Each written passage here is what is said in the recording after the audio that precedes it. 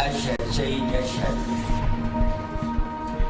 أشهد سيد أشهد أنت الماء لك بالواسعة كل حد يا وارث نبى آدم صفة الله الواحد الأحد يا وارث أبونا الثاني بالطوفان يا نورك فنار المركبة وفرقد يا وارث خليل الله ذاك الذي صرح نمرود بجفوف الشريف انهد يا وارث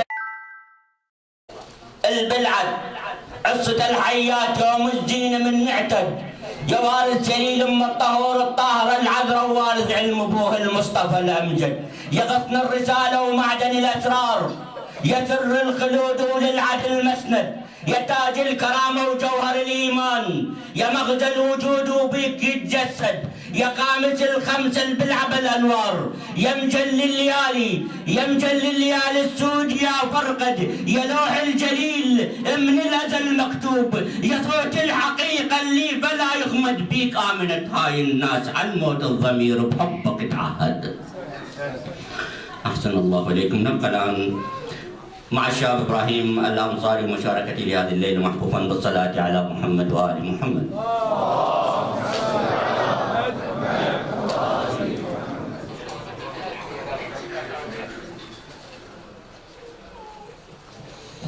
أعوذ بالله من الشيطان الرجيم. بسم الله الرحمن الرحيم. اللهم صل على محمد وآل محمد.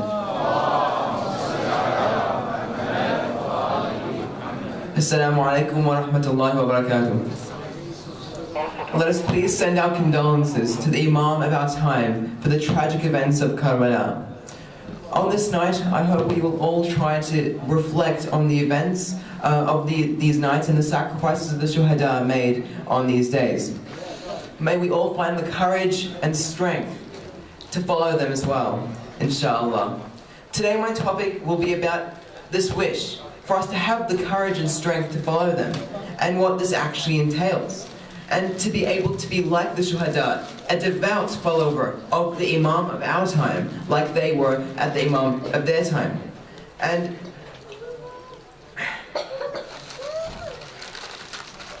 But how do we start to reach the level of the shuhada, such a high level? Starting in itself is very hard, so I ask Allah subhanahu wa ta'ala to help us on this journey, inshallah. A way of starting to being like them is to follow their example. This is one way we can honor their sacrifice and honor their memory, and it also allows us to become closer to them and eventually become like them. One reason the Imam himself fought the Battle of Karbala was so that we could remember him and remember the Ahlulbait in future, today. So it stands to reason that we can learn things from their sacrifices as well, other than the fact that the Ahlul Bayt are the key and the right people that we have to follow to reach Allah subhanahu wa ta'ala, the ones who had the right to Khilafah. Before I start talking about that, let's look at the Shuhada themselves. The Shuhada were different. There were some old, some young, some were servants, others were actually enemies who turned good. So many different contexts and backgrounds. And that's quite important, because it means in today's age, today's society, no matter who we are, we come from different backgrounds, different areas. We can relate to at least one of them because there was such a variety that we could link to. So there's some divine judgment there, which is amazing. But let's now talk about how to reach them and eventually reach Allah subhanahu wa ta'ala. Let's start by talking about how we can reach a status like theirs. They primarily fought and died for Islam. But that does not mean we have to go enter physical conflicts to be like them. Because that's not the only way we can stand up for Islam. We can also stand up in other ways, right here in Australia. We can strive to strengthen the Islam in our communities. But is that all they did? Did they only stand against tyranny? And is that the only lesson we can learn from the Shuhada that we remember every year as the Shia of Imam Ali alayhi salam? Let's take examples so we can see how we can relate to them. I'll start with Habib bin Mulahar, one of the Shuhada in Karbala. I won't go into the details about his story, but I want to look at a certain aspect. He was a companion of the Prophet Muhammad sallallahu alaihi wasallam, and at the time of the battle, he was really old. But that did not stop him. He did not use his age as an excuse. from doing his wajib to his imam. In the current world of today, we are constantly pressured and bombarded to be busy in every age group. And this lets us to be complacent with our wajibs to ourselves. We start off by saying we're too young, we're not baligh yet. Then we have VCE, then university. And after that we get work, and then we have kids, and then we're just too old. And so we have an excuse for ourselves. And I tell myself this before anyone else because I've used VCE as an excuse to convince myself not to do some things. And I'm still in year 11, not even year 12. So, yet we look at Habib, who shows us that no matter what, we should not allow anything to excuse us from our wajibat and mustahab actions of our day-to-day lives. Because it wasn't actually a wajib for Habib to fight. Because the Imam himself gave him the option to not fight, but he chose to fight. This shows that he chose to do something that wasn't wajib, even though he was very old. And that teaches us something, not to procrastinate. Another shaheed we can learn from is Hur. He displayed that no matter how far you can go on the wrong path, with the right iman, we can still return to the straight path. It is easy in this luxurious world and the haram and distractions of the dunya to lose sight of what is truly there. And we struggle against this. But that's the point of our existence in this dunya. We exist in this dunya to struggle against this and overcome this struggle so we can rise as human beings. Hur had many such obstructions in his life. Power, money. He even was going to lead the army against the imam. But he opted to leave all of that and die as a supporter of the imam. In Australia today, haram lurks at every corner.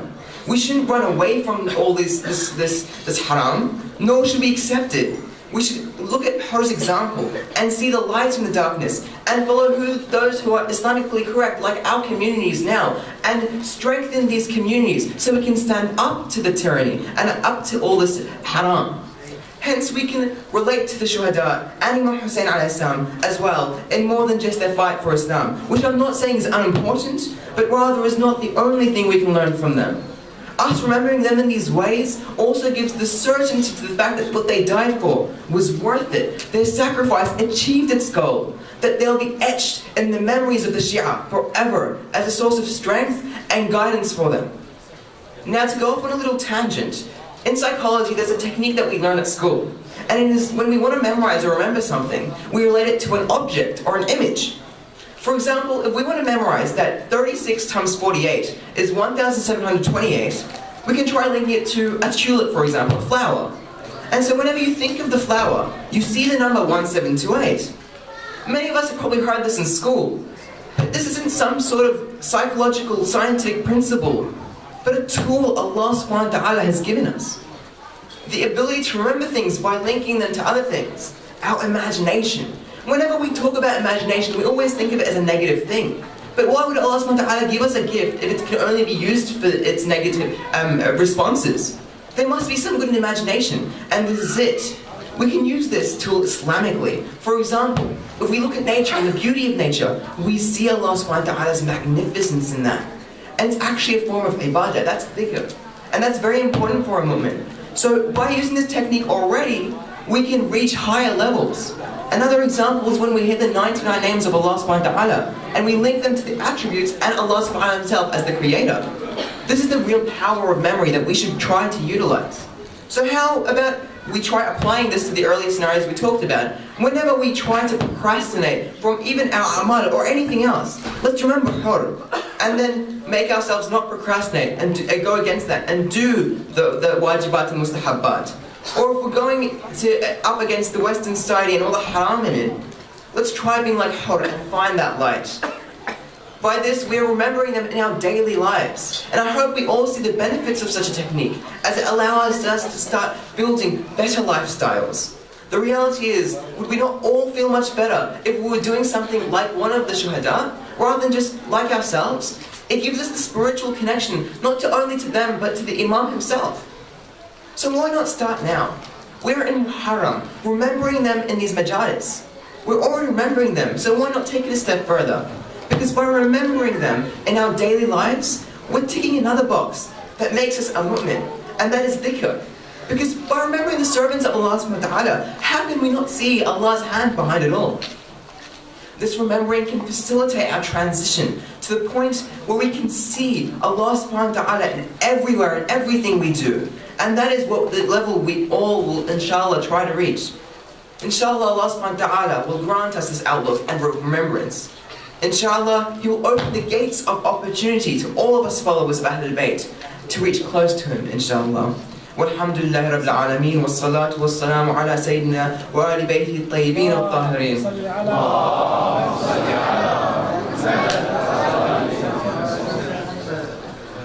أحسنت سددك الله. يا زينب بعد بي النفس يا والقال طاحوا هل تحيرتي. يا زينب بعد بي النفس يا والقال طاحوا هل تحيرتي. كنت على النهر ومضعرت على القوم،